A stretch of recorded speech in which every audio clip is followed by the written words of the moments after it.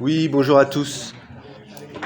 Bonjour à tous. Donc, je suis Salvatore Fiorino, je suis membre des Gilets jaunes constituants et je suis également membre de l'association pour une constituante d'André Bellon. Alors, comme c'est pas courant d'avoir un gilet jaune à l'Assemblée nationale, donc on va le porter.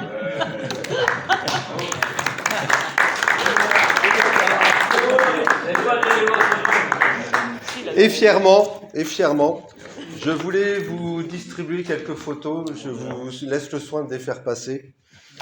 Je voulais commencer mon intervention en parlant de la violence qu'ont subi les Gilets jaunes, de la violence d'État envers sa population qui n'exerçait que son droit démocratique de manifester. À quel moment vous a-t-on entendu vous exprimer contre ces mutilations ? Je vous rappelle que même si les armes utilisées ne sont pas létales, une personne ayant perdu un œil ou ayant le crâne fracassé et qui souffre de terribles douleurs voit sa vie terminée. Une proposition d'enquête parlementaire concernant les violences envers les Gilets jaunes a été lancée en août 2022 par André Bellon, restée à ce jour sans réponse. Dernièrement, la réduction de la distance des tirs de LBD est passée de 10 mètres à 3 mètres. Sans réaction, bien sûr. Ils pourront continuer à nous fracasser en toute tranquillité, car qui ne dit mot consent. Je voulais également parler des soignants, pompiers, gendarmes, personnel administratif, ayant fait valoir leur droit le plus fondamental qu'est celui de disposer de leur corps, et qui ont été suspendus sans salaire, sans droit, sans ressources, et dont certains ont fini dans la rue, dans leur voiture, et même pour quelques-uns avec le suicide au bout du chemin. Comment vous, représentants de la République, avez-vous pu laisser faire cela ? Le référendum de 2005 a vu l'expression citoyenne voter non au traité établissant une constitution pour l'Europe.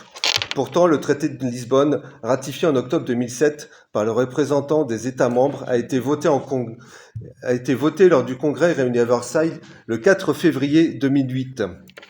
Cette haute trahison envers le peuple a eu le mérite d'éveiller une grande partie de la population sur la réalité de la démocratie en Europe et en France, et le peu de cas qu'il ait fait de l'expression citoyenne. Peut-être certains d'entre vous étaient déjà députés à l'époque. Donc, ces députés sénateurs ont accepté d'aller à ce congrès, sachant pertinemment que le but était de trahir l'expression citoyenne. Démocratie, dites-vous. Cette Union européenne, inféodée aux États-Unis et au service des grandes multinationales et de l'oligarchie bancaire et financière, a maintenant les mains libres pour se substituer aux nations.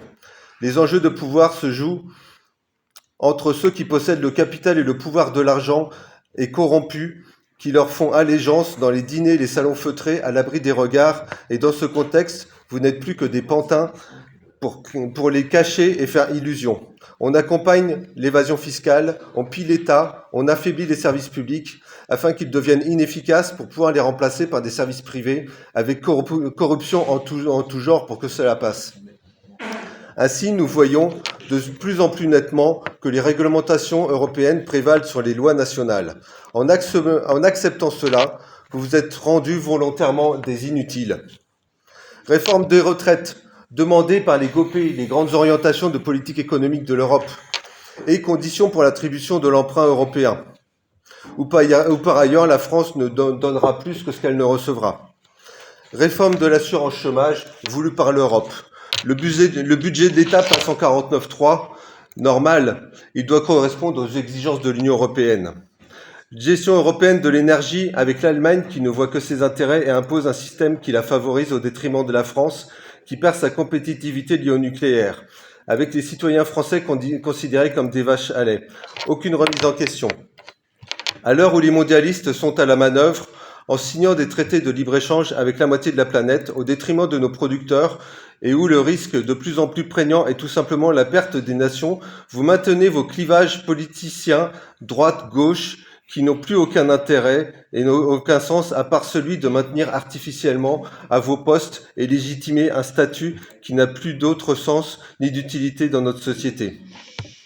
Faute de jouer votre rôle de représentant, vous êtes en représentation dans la grande parade politico-médiatique qui n'a pour but que l'illusion événementielle où l'on occupe le terrain pour légitimer les postes, nominations et rôles de chacun dans ce grand spectacle médiatique. Par ailleurs, la Ve République, régime hyper-présidentialisé, accentuée par le quinquennat, la prévalence des élections présidentielles sur les législatives, est-ce bien là un régime démocratique? Vous ne vous intéressez au peuple qu'avant les élections pour rapidement leur tourner le dos et faire allégeance à vos partis. Combien d'entre vous consultent leurs administrés avant de voter une loi importante? Article 2 de la Constitution. Le pouvoir s'exerce au travers de ses représentants et par la voie du référendum. Est-ce qu'au moins une fois dans votre mandat, vous avez organisé pour une loi importante un référendum dans votre circonscription? Non, sans nul doute. Consentez-vous à recueillir seulement l'avis de ceux qui gravitent autour de vous? Peut-être par intérêt. D'ailleurs, le peuple ne s'y trompe pas. Avec 53,77% d'abstention, il me reste 3 phrases. Avec 53% d'abstention aux élections législatives, ne croyez pas que c'est parce qu'il se désintéresse à la politique, bien au contraire. Il a surtout compris que ce système était une fraude. Quand on analyse honnêtement la situation, il devient évident que ce ne sont pas des élections d'un nouveau gouvernement qu'il faut pour amener la démocratie, mais c'est tout le système que l'on doit changer. Il est temps maintenant de laisser les clés de la grande maison France à son peuple qui saura lui bien mieux s'en occuper. La seule issue et la seule porte de sortie est d'abandonner ce pseudo-pouvoir et laisser enfin au peuple le choix d'écrire sa constitution dans le cadre d'un processus constituant, où l'on pourra ainsi parler peut-être de principe de subsidiarité, d'assemblée locale citoyenne, de mandat révocable ou de RIC. Voilà, je vous remercie.